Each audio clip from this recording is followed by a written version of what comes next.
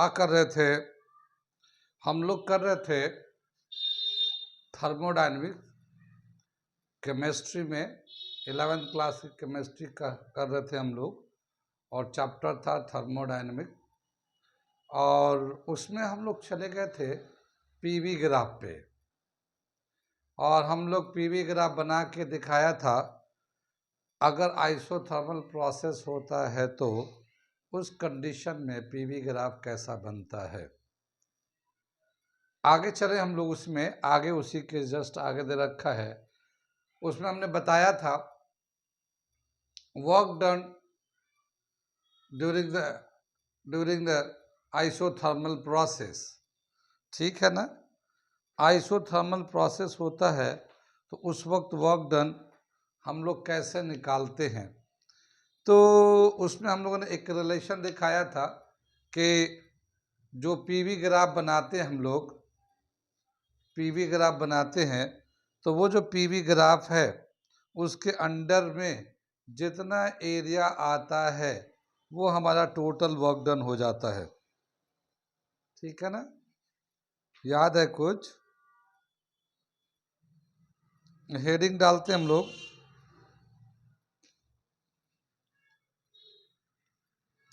ये हम लोग किया था पीवी ग्राफ।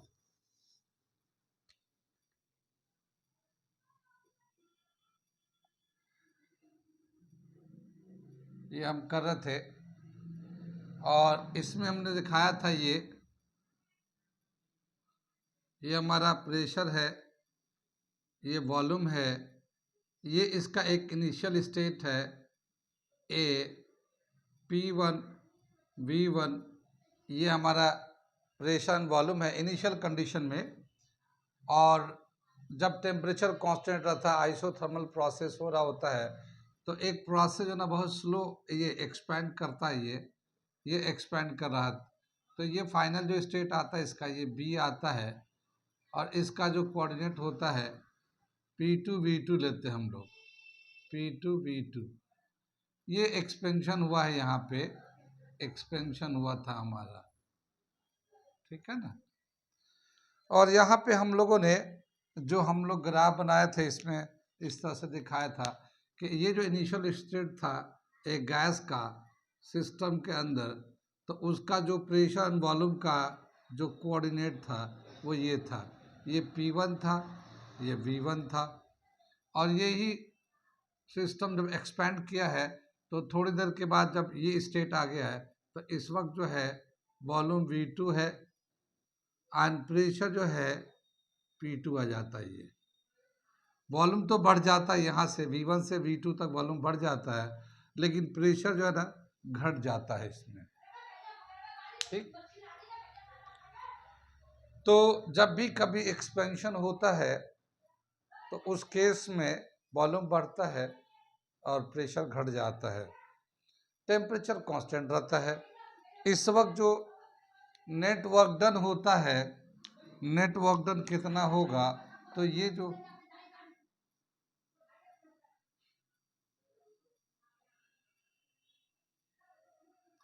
जो नेटवर्क होता है, ये जो हमारा पीवी ग्राफ था इसके अंडर में जितना एरिया आता है ये नेटवर्क होता है, एरिया अंडर पीवी ग्राफ। ये हमारा एरिया होता है, तो कितना वर्क डन हुआ वो हम लोग निकालते हैं। तो ये हम लोगों ने लास्ट टॉपिक पे यहाँ पे किया था, यहाँ तक कि एरिया कितना होता है, वर्क डन कितना होता है। Work done is equal to work done is equal to area under PV graph. ठीक है ना? अगर हम लोग इसको सिस्टम के रिस्पेक्ट में दिखाए तो ये जो सिस्टम था हमारा, ये हमारा एक सिस्टम था ये, और ये इसका इनिशियल केस था, इनिशियल स्टेट था हमारा, ये हमारा इनिशियल स्टेट था। इसके अंदर ये गैसेस हैं, इसके अंदर ये हमारा ए स्टेट है, ए। तो यहाँ पे जो ना P1 V1 pressure and volume था। ठीक है? जब इसको हम लोग आइसोथर्मली एक्सपेंड करते हैं तो ये हल्के हल्के एक्सपेंड होता है, तो ये पिस्टन जो ना ऊपर की तरफ जाता है, ये जो पिस्टन है मूव करके ये ऊपर की तरफ जाता है हमारा, ठीक है ना। और ये अब यहाँ पहुँच गया फाइनल स्टेज पे, फाइनल स्टेज पे ये बी है। इस वक्त P2 V2 प्रेशर होता है, वॉल्यूम होता है, ठीक है ना। अब ये कितना, ये जो, हाँ ये जो स्टेट हुआ है, इतना जो वॉल्यूम चेंज हुआ है, ये हमारा वॉल्यूम चेंज हुआ है, ठीक है। तो नेट वर्क डन अगर इसमें निकालना चाहेंगे तो चूंकि आइसोथर्मल प्रोसेस होता है, ये बहुत slow slow slow slow change करता है, हल्के हल्के एक्सपेंड करता है। और एक टाइम में प्रेशर एंड वॉल्यूम जितना होता है, जब आइसोथर्मली उसको एक्सपेंड करते हैं, स्लोली एक्सपेंड करते हैं, तो नेक्स्ट मोमेंट में हम लोग ये एज्यूम करते हैं कि उसका जो वॉल्यूम है या प्रेशर है सेम रहेगा। क्या मतलब है इसका, हम ये दिखाते हैं, ठीक। अब यहाँ पे हम एक ये करते हैं, एक बहुत ही छोटा सा स्ट्रिप बनाया, ये स्ट्रिप, ठीक है ना। ये बहुत ही छोटा पतला सा स्ट्रिप बनाते हैं हम लोग, थिन स्ट्रिप, ठीक। और ये जो है, ये हम लोग एक रेक्टेंगल मान लेते हैं, क्या चीज़, रेक्टेंगल मान लिया। तो यहाँ पे ये जो वॉल्यूम था, इधर जो वॉल्यूम था, इधर जो वॉल्यूम था, ये बहुत थोड़ा सा वॉल्यूम बढ़ा है, क्योंकि वॉल्यूम जो ना बढ़ रहा है इधर से, तो इसको हम लोग dV ले लेंगे। इतना वॉल्यूम बढ़ा है, डी फॉर वेरी स्मॉल, हम लोगों ने इंटीग्रेशन में थोड़ा सा सीखा तो बताया था। dV यानी इसका जो वॉल्यूम चेंज हुआ है यहाँ से यहाँ तक, very small change in volume हुआ है, dV, ठीक है। यहाँ से यहाँ तक जो था वॉल्यूम चेंज हुआ है। और ये जो हमारा एक लेंथ है, देखिए मैं यहाँ पे एक चीज़ दिखाने की कोशिश कर रहा हूँ, ये वाला पॉइंट A है, ये हमारा B है, और इसके जस्ट दूसरा जो एंड है, ये इसको A डैश लेते हैं और इसको B डैश लेते हैं, ठीक है। इसको मैं दोबारा से यहाँ बनाता हूँ, ये देखिए, ये हमने दोबारा से यहाँ बनाया, ये तो बिल्कुल, ये तो dV है, मगर ये थोड़ा ऊपर नीचे है, ये वाला ऊपर है, ये थोड़ा नीचे है। देखिए यहाँ पे ये प्रेशर ऐसे आ रहा ना, ऐसे प्रेशर घटते जा रहा घटते जा रहा, तो ये थोड़ा सा ऊपर नीचे है, ये थोड़ा सा ऊपर है, ये थोड़ा सा नीचे है, कितनी बात समझ में। लेकिन हम लोग क्या कर रहे हैं कि ये जो थोड़ा सा जो डिफरेंस है वो बहुत ज़्यादा नहीं है, बहुत ही छोटा सा है, इतना छोटा है कि हम लोग नेग्लेक्ट कर सकते हैं और इन दोनों को एक ही हाइट मान लेते हैं। क्या मतलब हुआ कि ये जो है ये दोनों ही एक ही है, ऐसे है। हालांकि दो पॉइंट है, दो अलग अलग पॉइंट है, ए और ए डैश, लेकिन हम लोग इसको मानते हैं, इतना छोटा होने की वजह से ये डिफरेंस बहुत स्मॉल होता है, तो हम लोग एक ही मान लेते हैं। क्या मतलब हुआ कि यहाँ पे जितना प्रेशर है वही प्रेशर यहाँ पे भी है। यहाँ पर ये देखिए, प्रेशर कम हो रहा था ना, ऐसे प्रेशर कम हो रहा था, कम हो रहा था, कम हो रहा था, इस तरह से। तो यहाँ पे जाहिर है थोड़ा प्रेशर ज़्यादा होगा, यहाँ कम होगा, लेकिन ये चूंकि जो डिफरेंस है वो बहुत ही स्मॉल डिफरेंस है, नेग्लिजिबल डिफरेंस है, तो हम लोग यहाँ प्रेशर को, जो ये प्रेशर है वही ये प्रेशर है, दोनों जगह बराबर प्रेशर मान लिया या एज्यूम कर लेते हैं। तो क्या समझ में आया कि यहाँ तो प्रेशर जो है ना, ये वाला प्रेशर को, यानी हम लोग प्रेशर पे दिखाएंगे तो ये दोनों पॉइंट पे ये प्रेशर है, ये P प्रेशर है ये।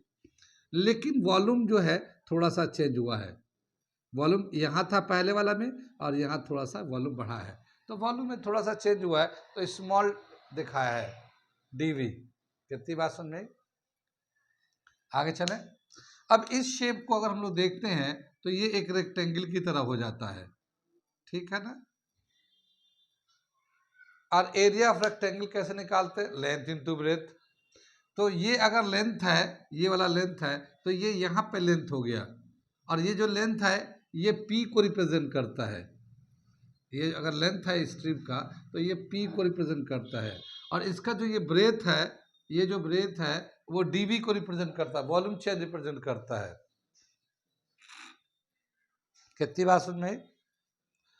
तो ये एक हमारा बहुत ही थिन स्ट्रिप लेते हैं, और थिन स्ट्रिप लेने के बाद क्या देखते हैं कि जो प्रेशर वाला पार्ट है, ये वाला प्रेशर, हाँ प्रेशर वाला पार्ट है, दोनों इक्वल है, और जो चेंज इन वॉल्यूम है बहुत स्मॉल है, और इसका टोटल एरिया जो होगा रेक्टेंगल का एरिया, लेंथ इंटू ब्रेथ लेंगे, और यहाँ पे लेंथ तो पी है और ब्रेथ डीवी है, तो ये P into dV work done हो जाएगा।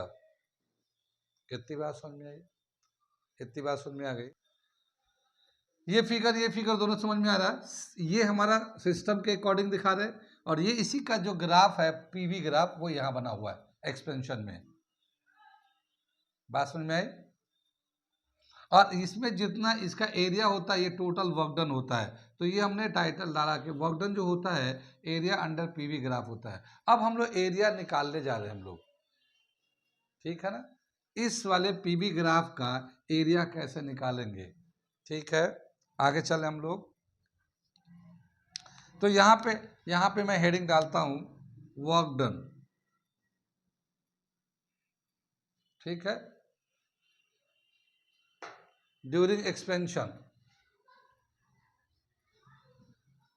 Work done during expansion. अभी जो ना सिस्टम जो ना एक्सपैंड हो रहा है, ये ए था, ये बी केस है, ये ए है, ए और बी केस है, ठीक है ना? तो जब एक्सपैंड करेगा तो टोटल वर्क डन कितना होगा वो निकालने जा रहे हैं हम लोग। क्या लेते हैं हम लोग? अ थिन स्ट्रिप इज, मैं इसको पहले थोड़ा लिख देता हूँ एक दो line. A thin, a very thin strip is taken from PV graph, ठीक है, where pressure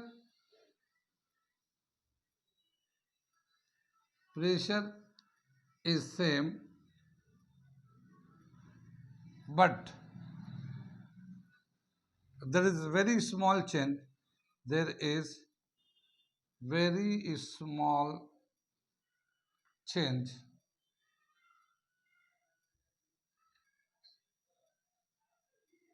in volume, ठीक है ना? The thin strip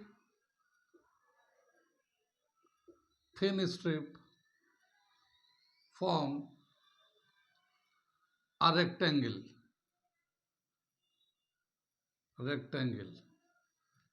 ठीक है। The area of rectangle can be the area of thin rectangular strip is given as dw। बहुत छोटा सा वर्क डन होता है, तो W तो वर्क डन होता है, लेकिन dw दिखाते हैं। dw का मतलब ये है very small work done is equal to PdV।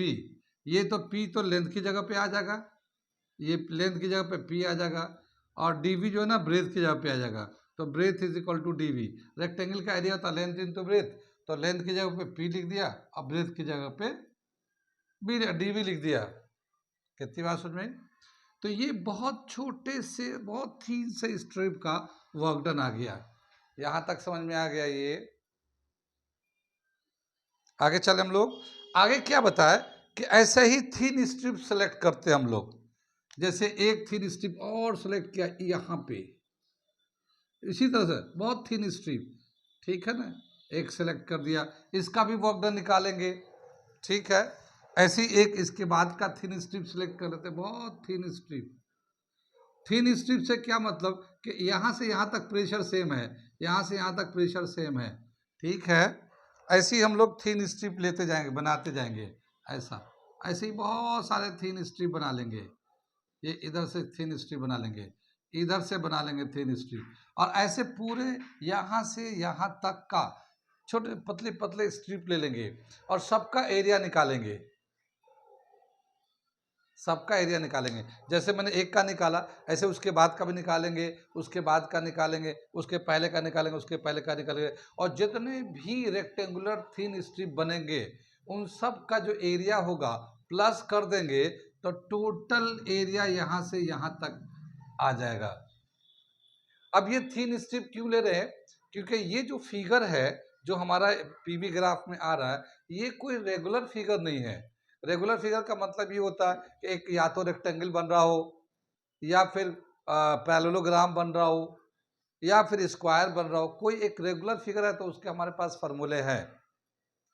लेकिन अगर ये रेगुलर फिगर नहीं है, एक इरेगुलर फिगर है, तो उसमें हम लोग क्या करते हैं, एक thin strip very small part का एरिया निकालते हैं और टोटल कहां से कहां तक चेंज किया गया है उसको हम लोग इंटीग्रेट कर देते हैं। जितनी बात में इंटीग्रेशन का क्या रोल होता है?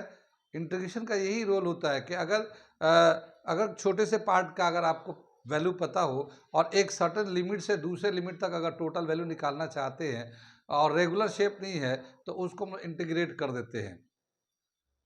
ठीक है, तो जैसे एक स्ट्रिप आए, ऐसे स्ट्रिप आए, स्ट्रिप आए, स्ट्रिप, तो किस में चेंज हम लोग ले रहे हैं? हम लोग वॉल्यूम में चेंज कर रहे हैं, लेकिन हर स्ट्रिप में प्रेशर से कांस्टेंट कर दे रहे हैं। हर स्ट्रिप में प्रेशर कांस्टेंट रख रहे हैं, वॉल्यूम चेंज हो रहा है। तो एक स्ट्रिप का तो एरिया जो है, एरिया निकाला पी डीवी से, और जितना एरिया होगा वही वर्क डन हो गया, तो d W is equal to P dV के बराबर हो गया। अगर हम टोटल वर्क डन निकालना चाहें इस पूरे पीवी ग्राफ के अंडर में, तो हम इसको कर देंगे इंटीग्रेट। क्या करेंगे? इंटीग्रेट कर देते हैं। हाँ, तो इसको लिखते हैं total work done under PV graph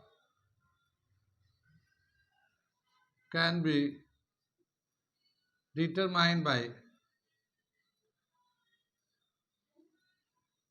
integrating.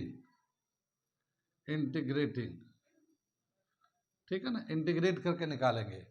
और अगर टोटल वर्क डन अगर निकालने जाते हैं तो क्या लिखेंगे? W is equal to d W को इंटीग्रेट कर देते हैं।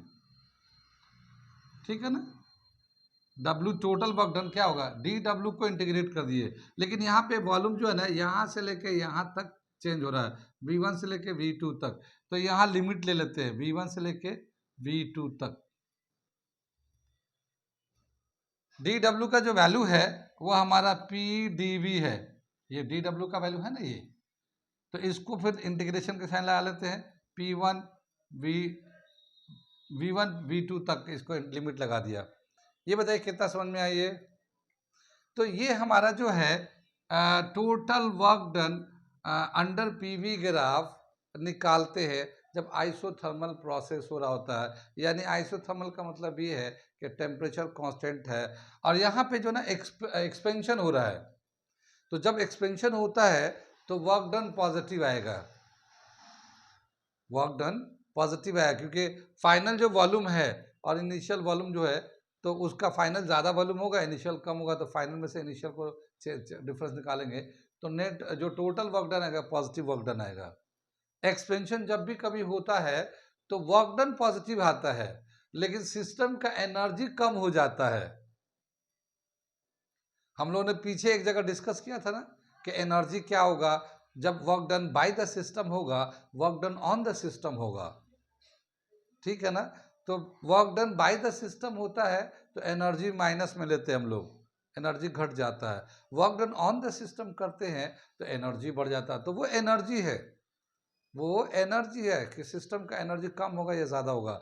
यहाँ पे हम लोग ले रहे हैं वर्क डन, तो जब भी कभी बाय द सिस्टम एक्सपेंशन होगा, वो एक्सपेंशन होगा तो वर्क डन पॉजिटिव आएगा, और अगर कंप्रेशन होगा तो फिर नेगेटिव भी आता वर्क, माइनस आने लगेगा। ठीक है, ये वाला इतना समझ में आ गया। ये आगे चलते हैं हम लोग, यहाँ से थोड़ा सा आगे बढ़ेंगे, ये नोट कर लीजिए। ठीक है, इधर से मैं मिटा दूं थोड़ा। ठीक है, for ideal gas equation, ideal gas equation for 1 mole of gas is given as ठीक है ना, PV is equal to RT, ठीक है ना। कितनी बात सुनी, 1 मोल ले लिया ना, तो यहाँ पे n नंबर ऑफ मोल था तो 1 लिख दिया ये। कितनी बात सुन में। अब हम लोग यहाँ से प्रेशर का वैल्यू निकालते हैं।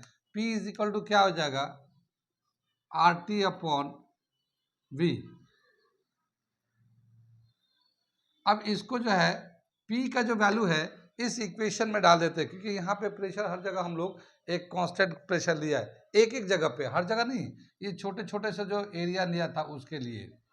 तो यहाँ पे क्या करेंगे, P की जगह पे ये वाला रिलेशन डाल देते हैं, ठीक। Putting the value of P from equation 2 in equation 1, ठीक है। तो क्या आएगा वर्क डन, हमारा वर्क डन आ जाएगा RT upon V dV integrating from V1 to V2, ये आ जाएगा। ये बताइए कितना समझ में आया ये जो P का जो है, P को सिर्फ चेंज किया है इससे,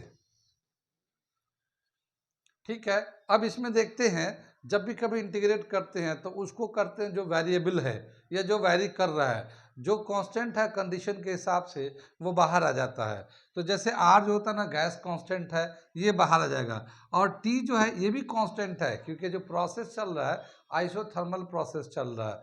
तो आइसोथर्मल में क्या होता है, टेम्परेचर जो है कांस्टेंट रहता है, जितना इनिशियल कंडीशन में टेम्परेचर था वही फाइनल कंडीशन में टेम्परेचर होगा।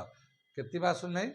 तो ये दोनों बाहर चले आएंगे, तो क्या आ जाएगा, ये R और T तो बाहर चले आए, और ये आ जाएगा dV अपॉन V, V1 से V2 तक का चेंज दिखाएंगे। कितनी बात सुन में। आगे चले, इंटीग्रेशन में हम लोगों ने बहुत सारे रूल्स पढ़े थे, याद होगा फिजिक्स में जब कर रहे थे तो उसमें बहुत सारे रूल्स को समझाया था। जैसे हमने बताया था dx को अगर करते इंटीग्रेट तो कितना हो जाता है, x हो जाता है, ये हमने बताया था, ठीक है। वैसे ही एक रूल दे रखा है, dx अपॉन x को अगर इंटीग्रेट करें, dx अपॉन x को इंटीग्रेट करेंगे तो नेचुरल लॉग ऑफ x आ जाएगा। ये इसका फॉर्मूला होता है, ये नेचुरल लॉग कहलाता है, ln नेचुरल लॉग x आ जाएगा। ये कितनी बात सुनी, ये एक रूल है इसका। अब यहाँ पे क्या देखते हैं कि ये dv अपॉन v है, dv अपॉन v है, और इसको जब इंटीग्रेट करेंगे तो ये क्या आ जाएगा, वो हम लोग लिख रहे हैं यहाँ पे। ये तो RT तो ऐसे ही था, और ये नेचुरल लॉग v आ जाएगा, और ये हमारा मॉडुलस लग जाएगा लिमिट का V1 से V2 तक। कितनी बात सुन में, ये हमारा नेचुरल लॉग के हिसाब से, ये इंटीग्रेशन के हिसाब से ये आ गया। हम थोड़ा इधर मिटा दें। अब यहाँ पे क्या दे रखा है कि नेचुरल लॉग को अगर हटाते हैं तो क्या दे रखा है, ये एक रिलेशन ये दे रखा है, नेचुरल लॉग जो इक्वल टू 2.303 लॉग बेस 10, ये इतना के बराबर होता है, ठीक है। तो इसको हम लोग हटाएंगे और इसको लिखेंगे हम लोग, क्या आ जाएगा, ये RT तो ऐसे ही है हमारा, और ये आ जाएगा हमारा 2.303 log base 10V upon V1 से लेकर V2 तक, ठीक है। आगे चले हम लोग।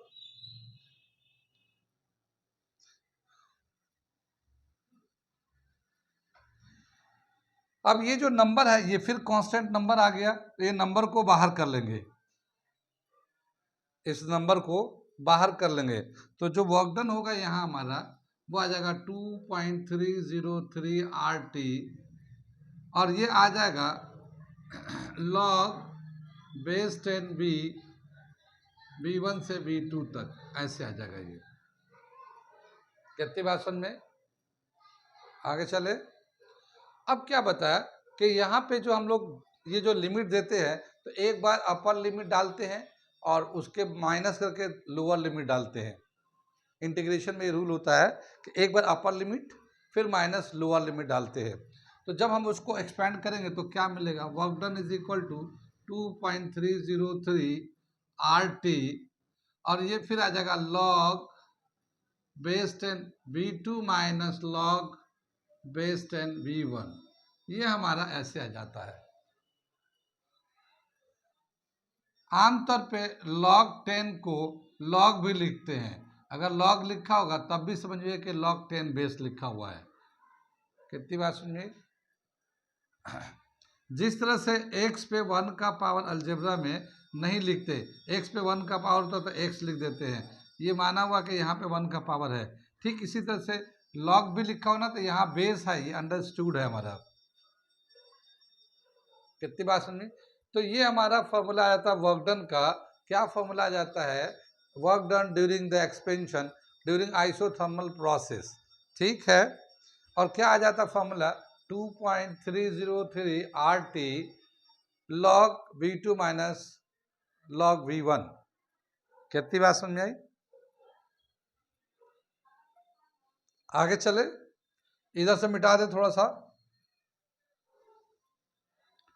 अब क्या दे रखा है यहाँ का, इसके बाद कि लॉग जब लगाते हैं तो लॉग के कुछ रूल्स हैं, तो मैं थोड़े से रूल्स को यहाँ पे लिखता हूँ, एक दो रूल, और उसके बाद फिर हम ये चेंज करते हैं। क्या दे रखा है कि अगर कोई टर्म मल्टीप्लाई कर रहा है, अगर कोई टर्म मल्टीप्लाई कर रहा है और लॉग लगाते हैं, लॉग लगा देते हैं, तो यही जो है प्लस में लिख देंगे, लॉग ए प्लस लॉग बी। अगर ये मल्टीप्लाई कर रहा होगा और लॉग लेंगे तो ये नंबर प्लस में लिखते हैं लॉग के टर्म में। अगर कोई नंबर डिवाइड कर रहा है a अपॉन बी है और लॉग लेते हैं हम लोग, तो लॉग a और माइनस लॉग बी आ जाएगा। ये कितनी बात समझे, यानी कि अगर मल्टीप्लाई में होता है लॉग लेते हैं तो प्लस में लिखते हैं हम लोग, और डिवाइड में होता है लॉग लेते हैं तो माइनस में लिखते हैं हम लोग। ये रूल है इसका, ठीक है, लॉग का रूल है ये। आगे चले, अगर कोई चीज माइनस में लिखा हो तो वापस इसको डिवाइड में लिख सकते हैं ऐसे, ठीक है ना। अगर माइनस में कोई चीज लिखा हो तो पहले वाला ऊपर चला जाएगा, बाद वाला नीचे चला जाएगा, ऐसे भी लिख सकते हैं। अब अगर इस रूल के हिसाब से यहां देखते हैं हम लोग, ठीक है, तो ये जो log 10 बेस V2 है और ये माइनस है, तो ये माइनस में है, इसका मतलब ये डिवाइड में होगा, तो इसको हम लिख सकते हैं work done is equal to 2.303 RT log, बाहर निकाल दिया, और V2 ऊपर आ जाएगा, V1 नीचे आ जाएगा। ये V2 ऊपर चला जाएगा, जैसे यहाँ पे A ऊपर चला गया, B नीचे चला है, ऐसे ही यहाँ पे V2 ऊपर चला जाएगा, V1 नीचे आ जाएगा। ये समझ में आया, ये समझ में आ गया, ये वाला बात ये समझ में आ गया ना ये। तो ये हो गया हमारा वर्क डन का relation, work done during expansion, ठीक है ना, when the isothermal process is going on, यानी आइसोथर्मली अगर एक्सपेंशन हो रहा है तो उस वक्त जो वर्क डन का रिलेशन होगा फाइनली वो होगा 2.303 RT log V2 upon V1, यानी final volume upon initial volume. ये हमारा रिलेशन, एक रिलेशन है, मेन रिलेशन यही डिराइव करना है हमें। केमिस्ट्री में, थर्मोडायनेमिक्स में जो एक डिराइव है, तो वो ये डिराइव है ये, ठीक है, जो हम लोग ये कर रहे हैं, ठीक है। बाकी तो छोटी छोटी बातें हम बताते रहेंगे। इतनी बात समझ में आ गई है। आगे क्या बताया कि अभी हम लोगों ने पीछे क्लास में पढ़ा था कि कोई अगर आइसोथर्मल प्रोसेस चल रहा होता है तो P1 V1 is equal to P2 V2 होता है, या PV जो है ना, PV जो है ना कांस्टेंट होता है for isothermal process, PV is equal to constant, है ना, ये एक हम लोगों ने किया था पीछे, और P1 V1 is equal to P2 V2, ये भी किया था हम लोगों ने। अगर हम लोग P1 अपॉन P2 ले ले, ये P2 को इधर ला लिया, और इस V2 को ऐसे ही रहने देते हैं और ये V1 को इधर आए तो V1 इधर चला जाएगा। कितनी बात समझ में आई? ये थर्ड इक्वेशन कर लिया। तो V2 अपन V1 को हम लोग P1 अपन P2 से भी रिप्लेस कर सकते हैं आइसोथर्मल प्रोसेस जब हो रहा है तो। कितनी बात समझ में आई?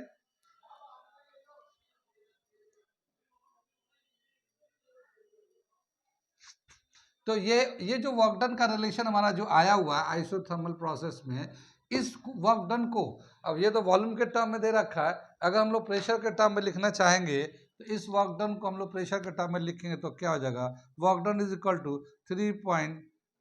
2.303 RT log P1 upon P2।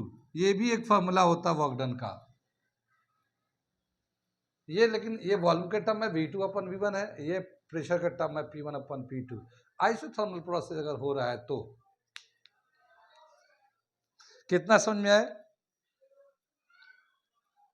ये दे रखा है हमारा work done during the isothermal process और when the gas expand isothermally, so how much work is done, what should be the relation of work done in term of volume, this one, in term of pressure, this one। यानी pressure volume के term में ही work done आ गया। आगे चले हम लोग, अब अगला टॉपिक करने जा रहे हैं, इसे नोट कर लिए, मैं मिटाऊंगा उसके बाद एक चीज और बताता हूं, ठीक है?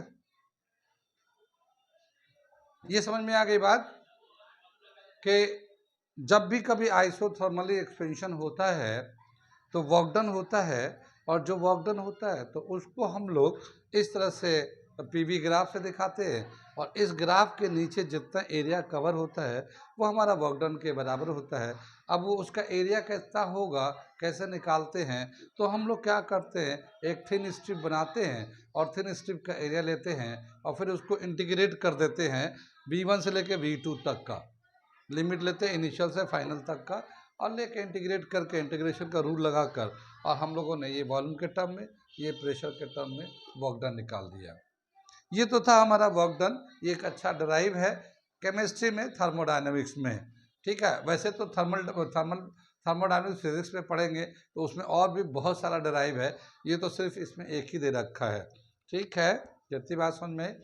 तो आगे चलते हैं, आगे एक दूसरा टर्म है, मैं अभी उसको नाम बता, आगे जो दे रखा है thermodynamics, first law of thermodynamics.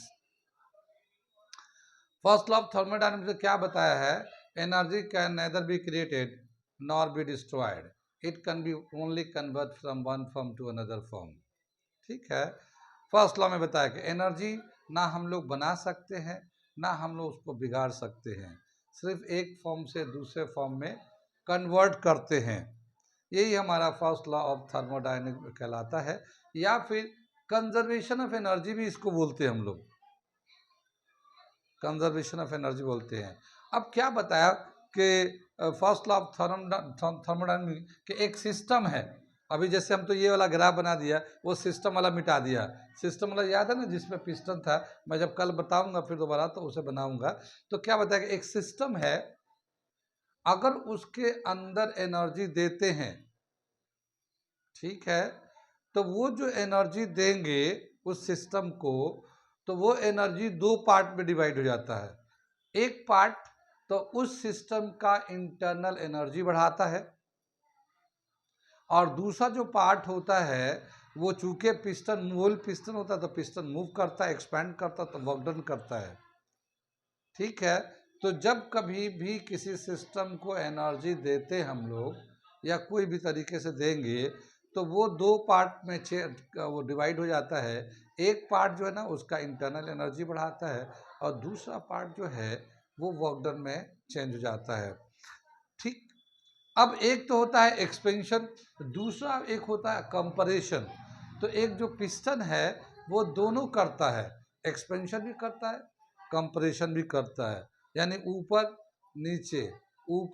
नीचे पिस्टन मूव करता है। तो अभी तक तो हम लोगों ने एक्सपेंशन पे बात कर रहे थे, अब हम लोग कंपरेशन को भी देखेंगे, तो वो हम अगले क्लास में इन सब बातों को लेके आगे बढ़ेंगे हम लोग, ठीक है? आज यहीं पे रहने देते हैं, कंटिन्यू करेंगे।